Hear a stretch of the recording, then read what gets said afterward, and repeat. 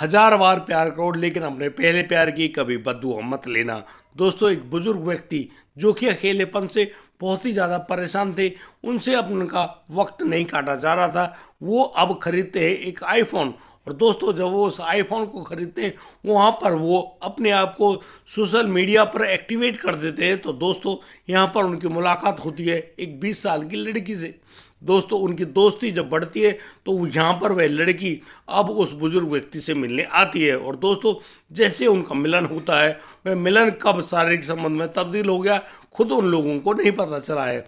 और दोस्तों, यहाँ पर वह बुजुर्ग व्यक्ति उस 20 साल की लड़की के प्यार में इस प्रकार से पड़ गए थे कि उनको अपना भी ख्याल नहीं रहा। और दोस्तों, अंत में एक ऐसा कांड होता है जिस कांड को जानकर आप वाकई में हैरान रह जाने वाले हैं कि आखिर इस आदमी ने, जो कि एक बड़ा अधिकारी है, वह आदमी इतनी बात को भी नहीं समझ पाया।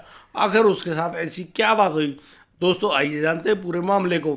लेकिन आपसे गुजारिश है, एक भी सेकंड की वीडियो को मिस मत कीजिएगा। नमस्कार, आदाब, सत श्री अकाल दोस्तों, स्वागत है आपका हमारे यूट्यूब चैनल किस्से क्राइम पे। और दोस्तों, आपसे वही प्यार भरी गुजारिश, आगे बढ़ने से पहले हमारे चैनल को सब्सक्राइब करना और नोटिफिकेशन की बेल को दबाना बिल्कुल ना भूलें। दोस्तों, आज का बेहद ही हैरान कर देने वाला मामला सामने आया है मंडी, हिमाचल प्रदेश से।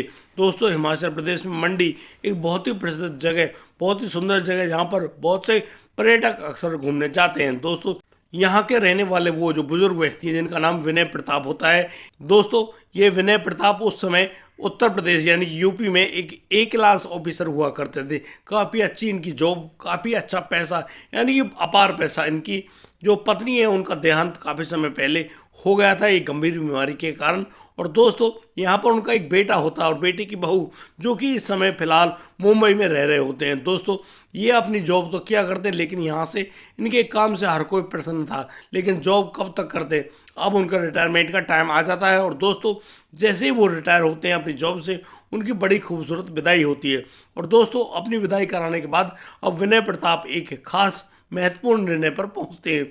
दोस्तों, वो अपने बेटे बहू के पास ना जाकर सीधे पहुंच जाते हैं मंडी, हिमाचल प्रदेश में। दोस्तों, क्योंकि मंडी उनकी जन्मस्थली थी। और यहाँ पर जब उनके बेटा और बहू आते हैं, वो कहते हैं कि बाबूजी, यहाँ पर तुम अकेले कैसे रहोगे, तो हमारे साथ चलो मुंबई और वहीं पर रहा करना। लेकिन यहाँ पर विनय प्रताप साफ मना कर देते हैं कि बेटा, मेरा वहाँ दम घुटेगा, मैं अपने लोगों के बीच में ठीक हूँ, क्योंकि मैं तो यहीं पैदा हुआ और शायद यहीं पर मेरा देहांत हो, मुझे यहीं पर रहने दो। बेटा, जो कि अपने पिता की चिंता करता था, वह अब अपने पिता के लिए 2 महिलाओं को लगाता है, एक तो खाना बनाने वाली और दूसरी उनकी देखरेख करने के लिए। दोस्तों, वो महिलाएं अपना कार्य बहुत ही भरपूर तरीके से कर रही होती हैं।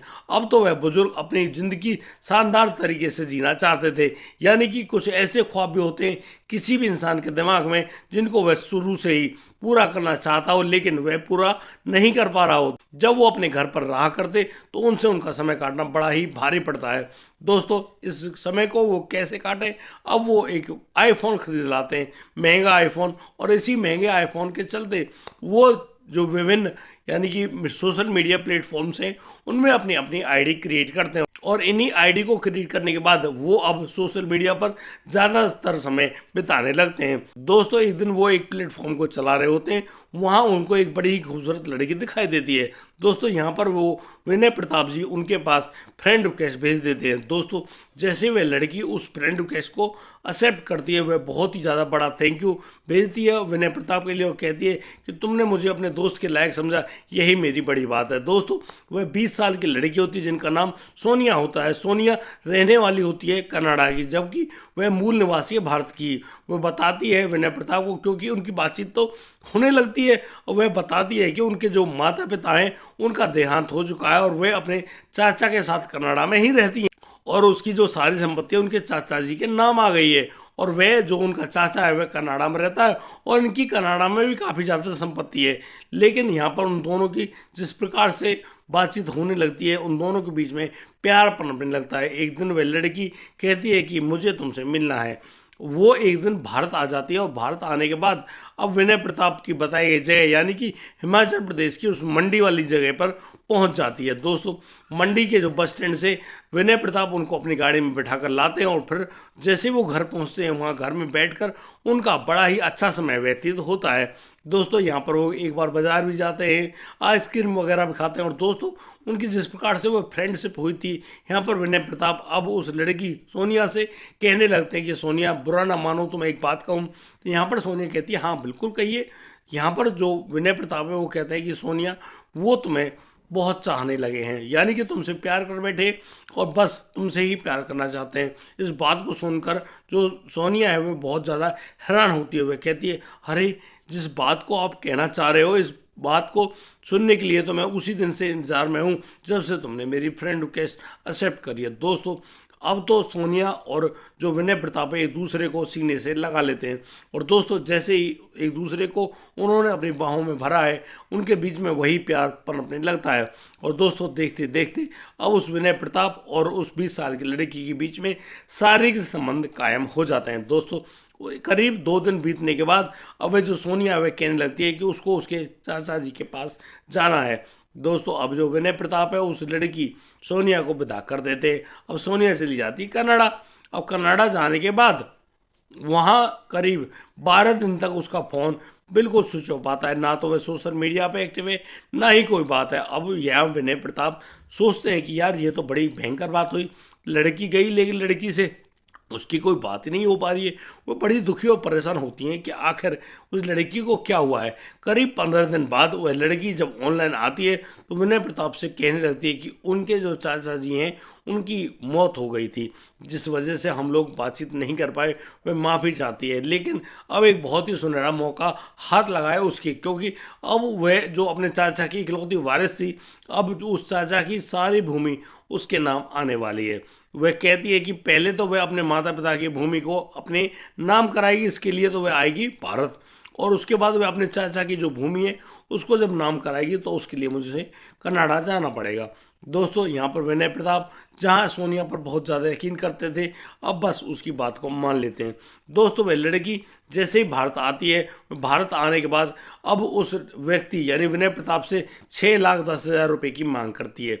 वह कहती है कि यह स्टैंप ड्यूटी लगेगी और इस स्टैंप ड्यूटी की वजह से ही मेरे पिता की जितनी भी संपत्ति थी वो सब कुछ मेरे नाम आ जाती है।